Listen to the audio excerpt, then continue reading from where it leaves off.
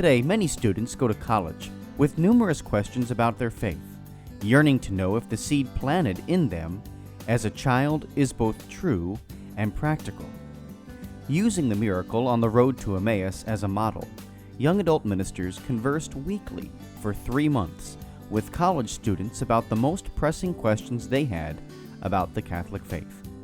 As they journeyed together virtually, something amazing happened. Doubts disappeared, fears faded, and Jesus revealed that He is still alive. Hearts Burning Within Us, the latest book from Patchwork Heart Ministry, is a result of that grace-infused conversation. It is the perfect back-to-school gift for recent high school graduates and current college students. Get your copy for them today at patchworkheart.org or by calling 424-704-3278. That's 424-704-3278.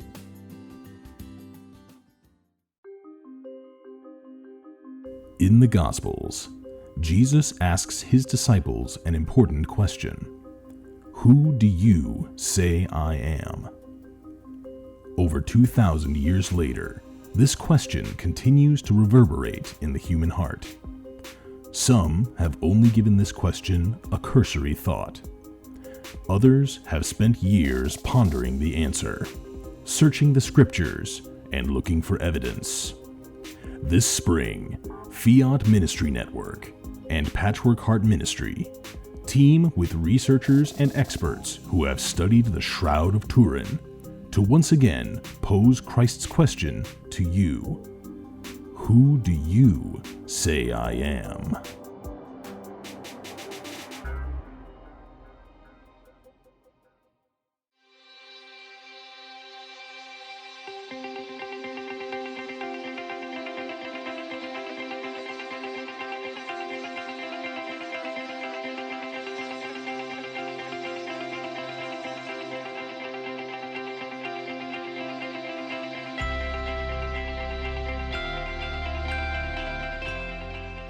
Hello, and welcome to From Womb to Tomb. This is a presentation from the St. Raymond Nonnatus Foundation for Freedom, Family, and Faith. You can learn about us at nonnatus.org.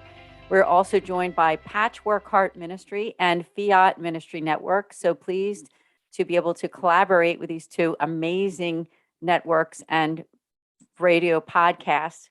I am joined on this show by Bill Snyder. He is the founder of Patchwork Heart Ministry. Please check out patchworkheart.org and patchworkheartradio.org. And Mickey Kelly, who is the president of the St. Raymond Nonnatus Foundation for Freedom, Family, and Faith. And so this is part 2 of From Womb to Tomb. And on part 1, we did a big focus on abortion and on conception until natural death, and what it means to be pro-life in terms of protecting human life and really honoring human life and infants in the womb. And Mickey shared a lot with us about his work in the pro-life world, and it was just a great conversation. So if you didn't get a chance to watch part 1, make sure you go to our website and also to Patchwork Heart Ministry on Facebook and on the website as well, and check it out. So without further ado, Bill, Mickey, thanks so much for joining us. Always a pleasure to be with you, Anne. Great to be back again, Anne. That's right. And so we're going to delve into several topics during the show. We're going to talk about dealing with health issues and sickness, euthanasia, making outreach to people who are feeling marginalized, such as the poor, the sick, and the homeless, people like that, and also end-of-life issues, because the Catholic Church teaches so much about what we need to do in order to help people and to make them feel accepted, loved, because being pro-life really means all of those different stages of life. It, of course, means the beginning of life, which is most important, just being allowed, right? Being allowed to be born into this world and having that right to life. And so on this show, we're going to talk about, how can we continue that? How can we continue to be pro-life from conception all the way through to the end of our lives? And I know on this show, we're also going to talk about issues such as the death penalty too. So why don't we just start with, let's recap a little bit about what we talked about on the last one. Maybe Mickey, you can fill us in on that one. Sure, Ann. So the debate really begins, like, of course, like I think what we've seen in our culture today is that Ronald Reagan had a very good quote when he said that he believed that those who are for abortion are already born. And he wasn't, and there's a lot of truth to that. And we're surrounded in our culture, especially when we look at some of the polls saying that there are like 2/3 Catholics who support abortion. But of course, they also at the same time reject euthanasia, the death penalty, unjust wars, assisted suicide, the case, whatever other forms of human destruction. Yet they accept abortion. And abortion is the abomination of human life. And sadly, I mean, thankfully, there has been a lot of progress, for half a century, thanks to people who have done racketeering for like the late Joe Scheidler. You had a movement that has grown. Many of my peers are a part of it. And, there's a chance that we could be navigating a post-Roe world. But the need to protect life at its most vulnerable stage, the moment of conception, is needed. And as we were talking the last time, we were going back and forth about, being peaceful and mercifully present outside of abortion facilities. And your presence could really make a difference. And also, too, the other thing that we also discussed in the previous episode is that life is sacred, and God is the author of life, and it must never be rejected. It must be defended at all costs. Absolutely. It must be defended at all costs. And thank you for sharing on that. And with that said, it brings us into this episode number 2. And I'm looking at our catechism, the Catholic Church, in part 3, Life in Christ. It says that in number 2258, that human life is sacred because from its beginning, it involves the creative action of God, and it remains forever in a special relationship with the Creator, who is its sole end. God alone is the Lord, and life from its beginning until its end. No one can, under any circumstance, claim for himself the right directly to destroy an innocent human being. And so as it goes on in the catechism, it talks about the respect for human life and the witness of sacred history. And there is quite a history there. Even when we look at the Old Testament, our New Testament, and the command of Christ to honor life. And right, Christ really lived that way. He lived in a way to show all of us that every single life means something. It's important. It means something. I know that when Mickey and I have gone to places like to pray in front of an abortion facility, one time we were walking down the street, and Mickey probably knows the story I'm about to tell, but there was a homeless man on the road, and he was laying there on the sidewalk, and Mickey walked over and he double checked on him. He asked him if he was okay. Did he need anything? Can I help you out, buddy? And, to me, that says a lot in terms of what it really means to be pro-life. I don't know if either of you want to expand on that, because when we care about all human life, including a long time after someone is born, right? Sometimes people accuse those who are involved in pro-life as only being pro-birth, but we know that as Catholics that we're called to be pro-life in every way.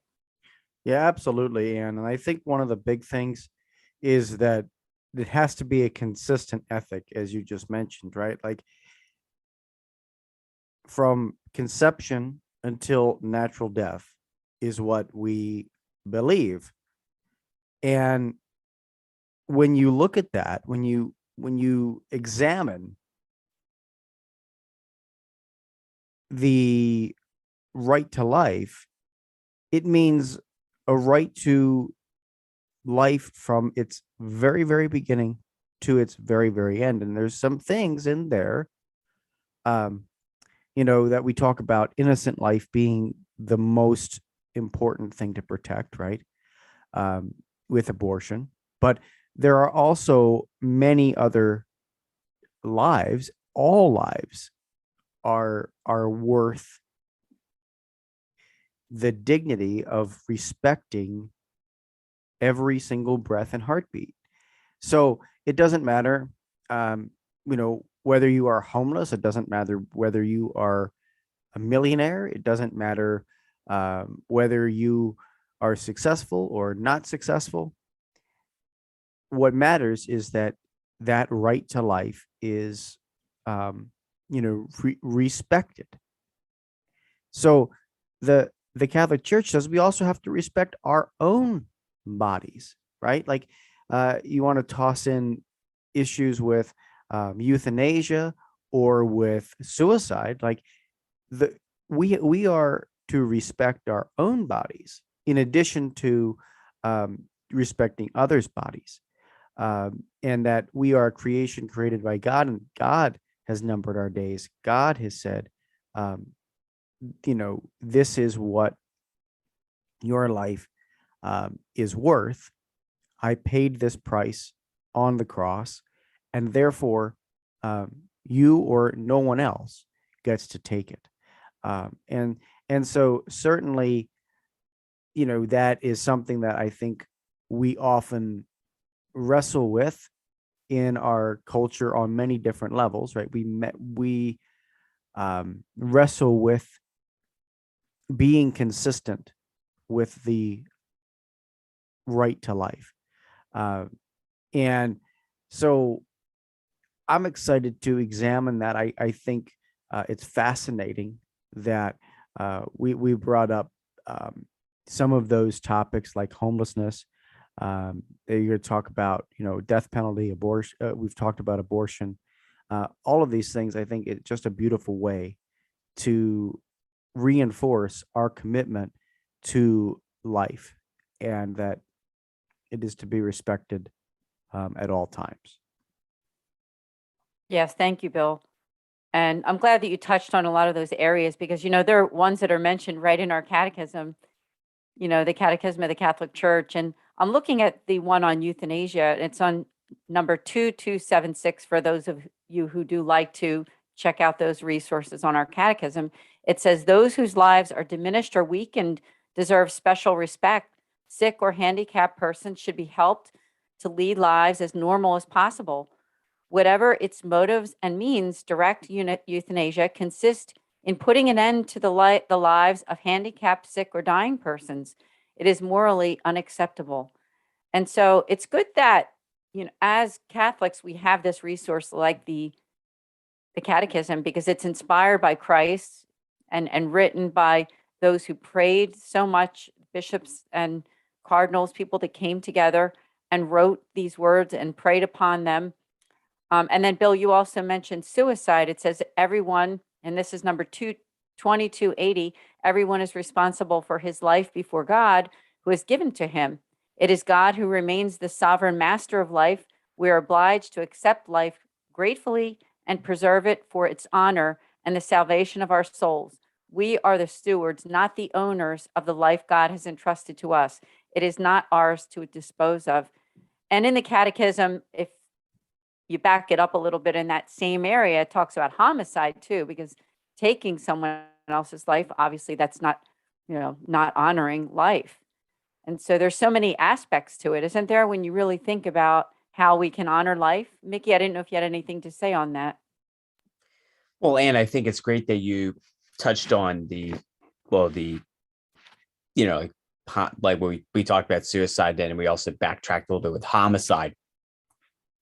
And of course, given the fact that I live in the city of Philadelphia, and about a year ago, in 2021, we actually surpassed the total number of homicides, like for the first time in like a little over 3 decades. And it's very sad. It's very alarming to see something like that happening. And it's not just Philadelphia, but cities like Chicago, Detroit, Baltimore, New York, Boston, major cities like that. I mean, we could take this time to, point fingers at like who's leading these cities, but politics aside for now. But we have to really understand that there are people out there that just don't have no regard for human life whatsoever. And it's not, and of course, the previous episode, we somewhat, hint at the people that work in the medical facilities who think that they're doing honest work when, in God's eye, they're doing evil. And of course, they do need our prayers. But here, what we look at is, you look at some of these people, and I remember a priest was saying this, and this was during a homily he gave for the seventh Sunday of ordinary time, about the message of when Jesus talks about loving your enemies and do good to those who hate you, that from the Gospel of Luke. And in it, I think like when he in reflecting on that gospel, people do it out of pure hatred. Like it's like I don't know. I honestly cannot describe it. But what I do believe is what we need now is, well, aside from we do need Jesus to come now. I am for that for sure. But we have to understand, we have to stop holding these grudges. And that's why there's all these homicides happening. Like people just, it's an act of cowardice committed by these people. Like you can't just like walk up to them like, hey, why are you different to me with this? Or, why do you have to like, whew. Man, I don't know. I mean, I just like to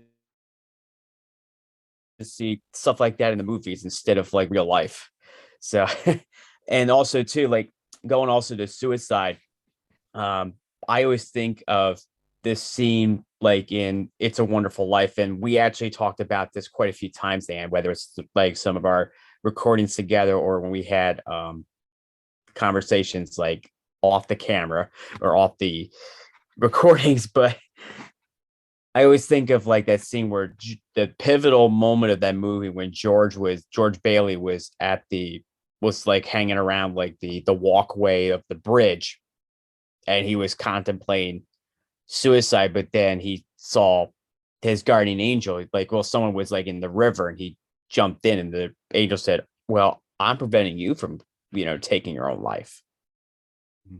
And I thought that was like one of the most powerful things that you can really see in a movie, even though like it didn't do so well at first, but it became, a Christmas classic that, airs on NBC, year in and year out.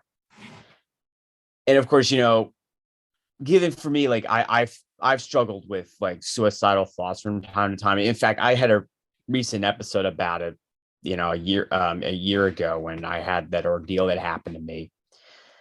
And mental health is really a big epidemic happening now, especially among my peers. And now there's like many that are having that problem as well, that the suicide rates. And of course, especially we're trying to come out of this pandemic, so to speak, because there's been a high rise of suicides and mental illnesses. And of course, I just like to say to people who are struggling mentally, whether it's because of the pandemic, you lost a job, or you're a veteran who maybe seeing what's going on, with the events of unraveling between Ukraine and Russia, just know that there is help out there. And I strongly encourage you to please reach out, whether it's a suicide hotline, get to adoration if you can.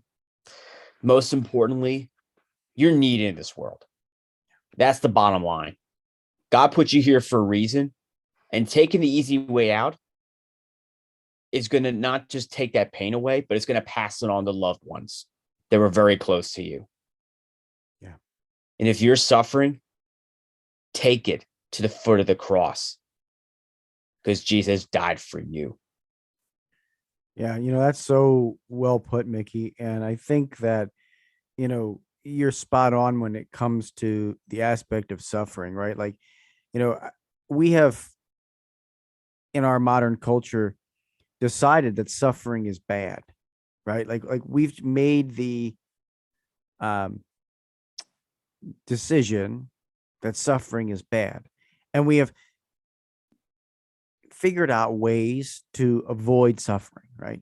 I mean, I don't think God wants us to suffer, but when we allow our sufferings, because every person is going to go through stuff in life, right? Every person is going to go through stuff.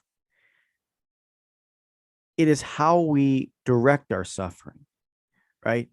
And physical suffering has an incredibly important, and mental suffering, has an incredible importance in our lives if we are able to channel it in the right direction. And, this model is Christ's model, right?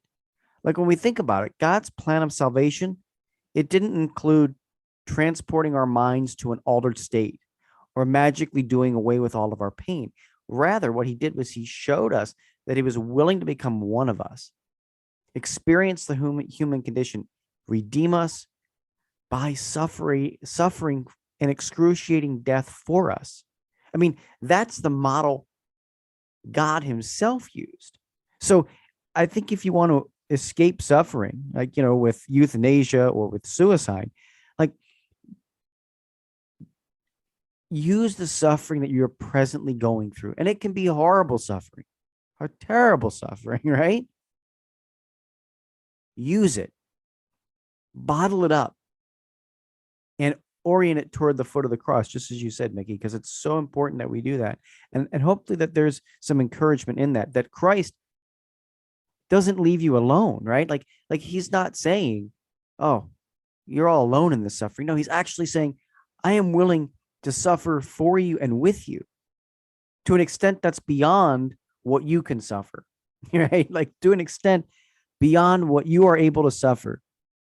I have suffered. I've suffered the rejection. I've suffered the most excruciating physical death on this earth, and also some, incredible mental trauma. I mean, so he is the model for us. He's the perfect model. So I think you have a really great perspective on that, Mickey. It's a really, really good perspective. I agree. I enjoyed listening to both of you. So I want to thank you, and all the references that Mickey made, and, bringing up the fact that it's also sort of what's in our hearts. You hear about murders and homicides and suicides. A lot of things begin in the heart, don't they? And we're afraid to speak to people, even in our own homes, because we want to avoid those arguments or those disagreements. But when we can come to the table and dialogue in some way, in a humane way, right? We need to learn how to do that a little more in society, I think, is bringing it out into being able to dialogue with people in a humane way instead of having so much anger and hatred and cutting someone off and marginalizing them because you disagree on whatever it is, So that was just great points. And then Bill, everything that you said too, all ties together with what I wanted to talk about next, because the next two topics I think for this program are health. And I also would love to talk about end of life. All of us have elderly friends, whether they're grandparents, parents, whoever, but our culture also needs to respect them too, right? And respect the sick and people who are going through rough times. And in our catechism, in number 2288, under respect for health, it says life and physical health are precious gifts entrusted to us by God. We must take reasonable care of them, taking into account the needs of others and the common good. Concern for the health of its citizens requires that society help in the attainment of living conditions that allow them to grow and reach maturity, food and clothing, housing, healthcare, and basic education, employment, and social assistance. And that's part of, I think, also what it means to be Catholic. I'm also a board member with the Catholic Charities Appeal. I just have to mention that because a lot of those things that I just talked about are things that things like a Catholic Charities Appeal is trying to help the poor, the sick, those who don't have support, right? And so when we help them to get the food, the education, the healthcare, all those things, we're making a difference for them. The other thing, like I said, I wanted to discuss is elderly people, right? I mean, I know that during the pandemic, it was awfully hard for many of our elderly who were in nursing homes and those who were suffering. Didn't know if we wanted to touch on that because I think it's something that we can never forget is being able to take care of our elderly. I know for me, both of, one of my parents is deceased. My father is deceased, was in a nursing home for quite a while, and having to take that time now to help my parents. But it's such a needed thing that we all need to do is to be there for our family and friends. I didn't know if either of you had anything on that. Actually, and yes, I think it's very important because they're going to go when they're suffering, whether it's, like Alzheimer's, cancer, and there are maybe occasions where they don't really have anyone to visit them. We have um, a corporal work of mercy known as Visit the Sick. And, it's one thing that you have, like, say your spouse, like, a grandparent or great grandparent,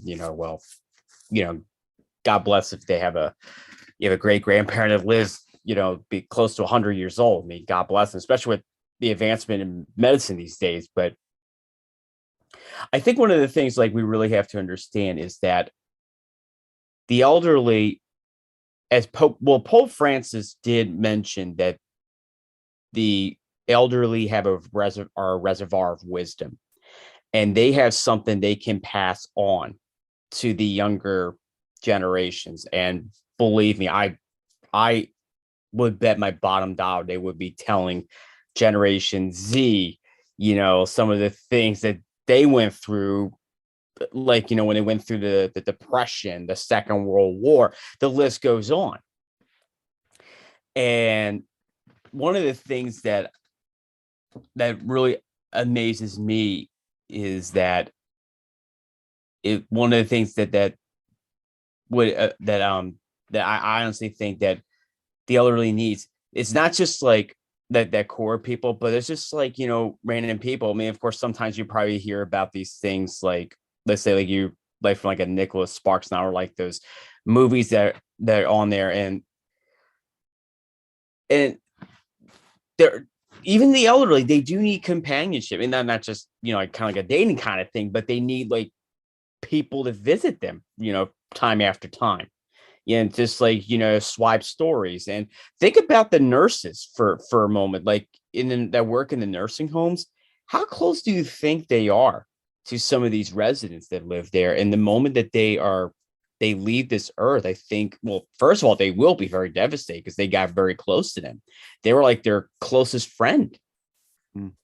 And of course, this goes to like any nurse whatsoever, not just like in the nursing homes, but like how often do they have to, like, there are maybe like 2 or 3 nurses assigned to a certain patient that's staying overnight at the hospital, maybe because of like a heart attack, stroke, or whatever else that prompts them to stay in longer than just a 12, that would prompt them to stay like overnight or whatsoever.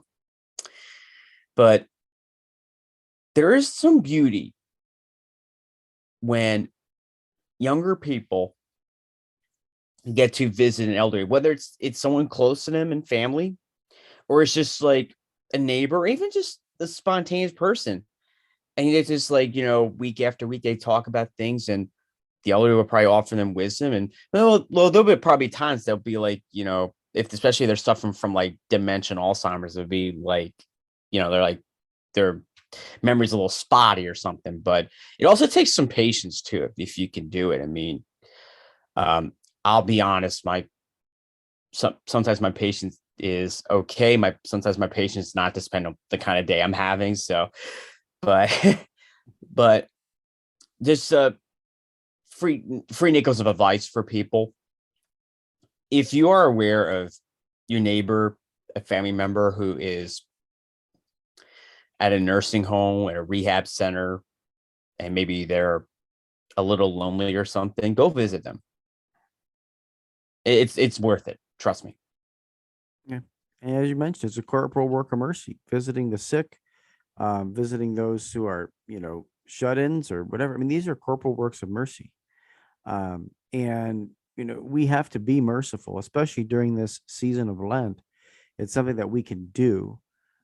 Putting our faith into action during this particular season is also very, very important, So the more and more you visit, the more and more you also give dignity to that life, right? Like there's something that you are doing when you give that visit or you share that time. It says your life still matters, right? You're not alone. And so doing that is a very important thing. And so, I really think that you're both are spot on for, mentioning this as a life issue, right? Visiting the elderly, visiting those who are chronically ill, and spending time with them, is totally not only worth it for you personally to grow spiritually, but it's also something that is necessary to do, to obtain, heaven, right? I mean, Jesus said, "Those who you visited me when I was sick and in prison, uh, you get to be welcomed into my home. Those who didn't, different story." So, something very important to reflect on. Have you been doing that, and how have you been doing that? Mm. Thank you both for all the wisdom that you're giving us during this program. This is just like a two-part series. Like I'm thinking we need to do more of these. I mean, I agree. even Yeah. though we'll end it just for this one, but maybe keep a watch out there because we might be able to do it again. We didn't get to touch on, I know we're running out of time almost pretty soon, but we didn't get to touch on and keep an eye some of those other areas. But I just invite everyone to go to your catechism and read about issues such as, assisted suicide and, all the different health issues that we need to be aware of and what the Catholic response is. And I know that we were also going to touch a little bit on those who are in prison and having respect for them and their families. And, and by respect, but what I mean is offering them their prayers for recovery and also being able to make outreach to the families of prisoners and even those who, as Catholics, we don't believe in capital punishment, right? And so read about those things, read and learn about them. But I didn't know if we wanted to, before we ended pretty soon, if any of you had any opinions or anything you wanted to share on any of those areas. I mean, for me, I just would touch on the death penalty very quickly, and that our church really has continued to listen. They've continued to listen.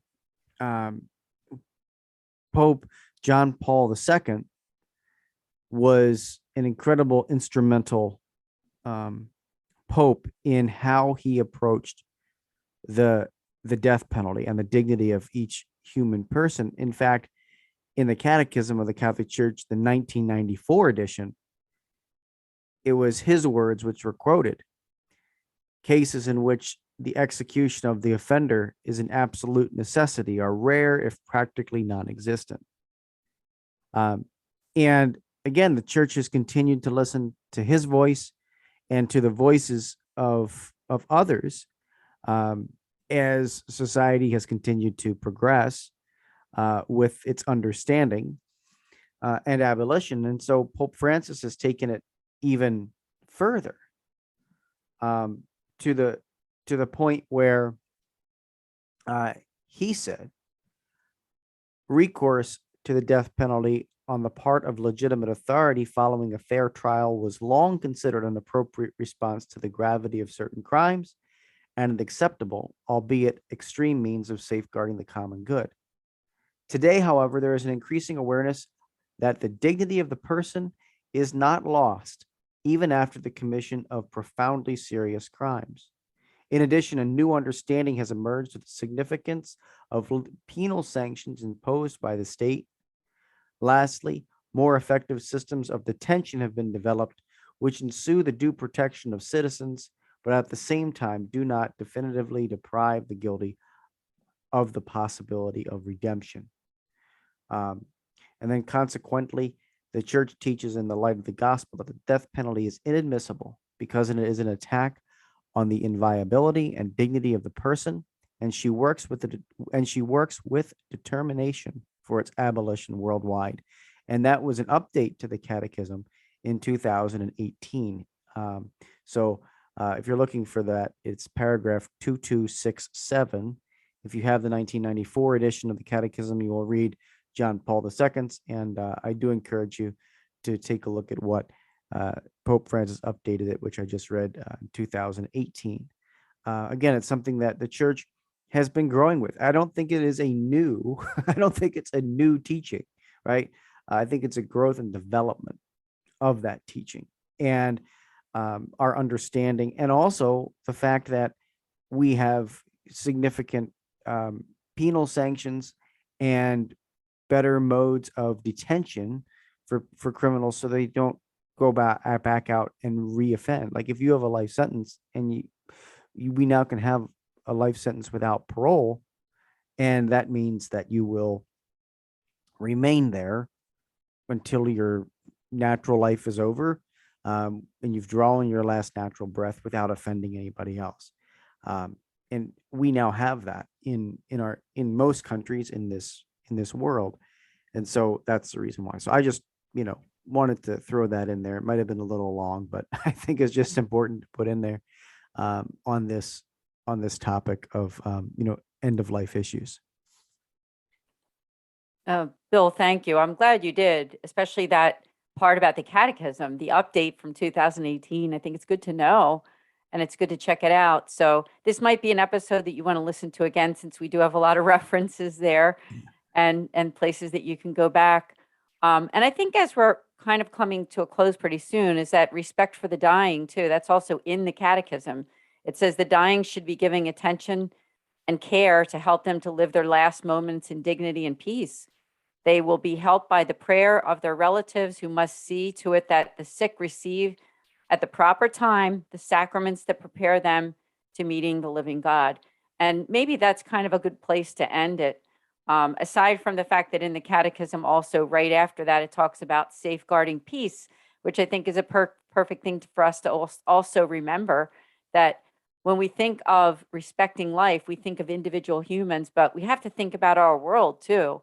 And that it is a good thing to pray for peace, because it says in the Catechism under 2302 that by recalling the commandment, you shall not kill, our Lord asks for peace of heart and denounce murderous anger and hatred as immoral. And that means both individually and also collectively and communally, right?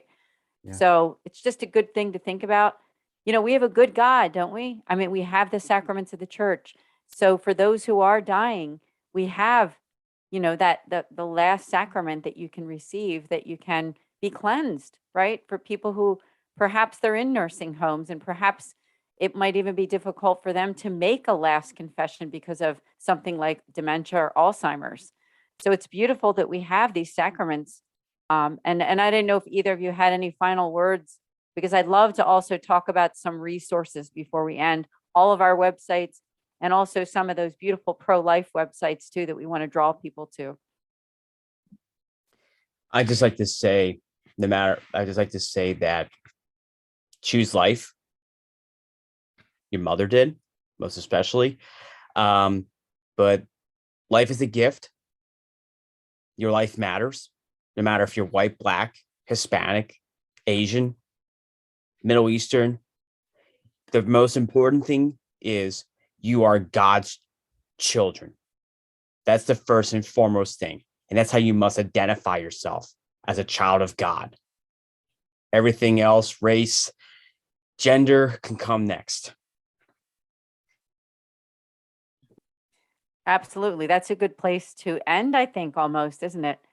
And let's talk about some of those resources too, because we're friends with a wonderful pro-life organization. We definitely want to ask you to check them out online. They're called the Pro-Life Union of Greater Philadelphia, where Mickey and I are from, and even where Bill was from originally, prolifeunion.org. We have the Philly March for Life on Saturday, March 26th in Center City, Philadelphia. So check out that website too. Please join us if you're in the area. And even if you live outside of Philadelphia, everybody's invited. I mean, people come from all over to go to a March for Life. And so we'd love to see you there. I also want to invite you to subscribe to Bill Snyder's podcast at patchworkheartradio.org and Patchwork Heart Ministry. Please do like and subscribe to all of his channels, and our very good friends who are probably streaming this for us right now, Fiat Ministry Network, and Kent Kolhosky and Jennifer Sinclair, who do so much for us at the St. Raymond Nonnatus Foundation. We're so blessed. And lastly, please do, if you haven't yet, please do subscribe to our own website at nonnatus.org. We are at the St. Raymond Nonnatus Foundation on social media, and also another one, Philly Nonnatus. You could check those two out on all the different channels, Instagram and also Twitter, Facebook, all of those. We'd love to connect with you there. And be sure to make your free pastoral consultation with us at nonnatus.org on the contact form. Make your appointment with a Mercedarian friar. Everything that we do is free because we're a 501c3 Catholic nonprofit, and we're there for you. The church cares, and so does the St. Raymond Nonnatus Foundation. Thank you, Mickey and Bill, for joining us for this wonderful Womb to Tomb program. Absolutely. And it's awesome. And I agree. We'll have to do more of this. Thank you for having me, Anne. And yes, we must do it again. We must. Everyone have a beautiful rest of Lent. Stay in touch with us. We're here for you. And I also invite you to check out the podcast that we do at the Philly Nonnatus YouTube channel. Mickey and I and Bill Snyder and I have the Sowing Hope podcast. If you go to patchworkheartradio.org, you can learn more about that too. A lot of great Catholic programming. We'll see you all next time. God bless.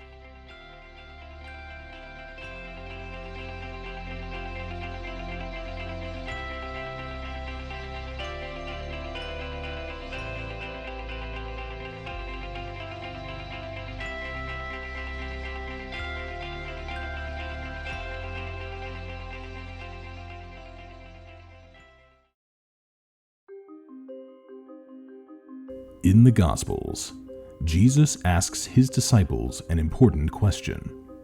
Who do you say I am? Over 2,000 years later, this question continues to reverberate in the human heart. Some have only given this question a cursory thought. Others have spent years pondering the answer, searching the scriptures, and looking for evidence.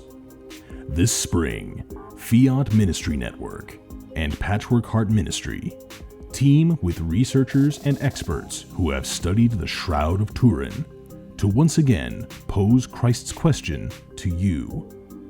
Who do you say I am?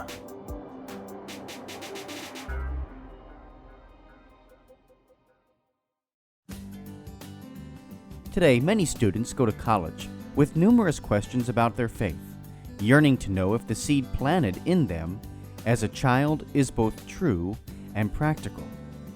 Using the miracle on the road to Emmaus as a model, young adult ministers conversed weekly for 3 months with college students about the most pressing questions they had about the Catholic faith.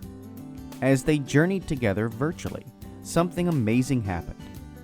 Doubts disappeared, fears faded, and Jesus revealed that he is still alive. Hearts Burning Within Us, the latest book from Patchwork Heart Ministry, is a result of that grace-infused conversation. It is the perfect back-to-school gift for recent high school graduates and current college students. Get your copy for them today at patchworkheart.org or by calling 424-704-3278. That's 424-704-3278.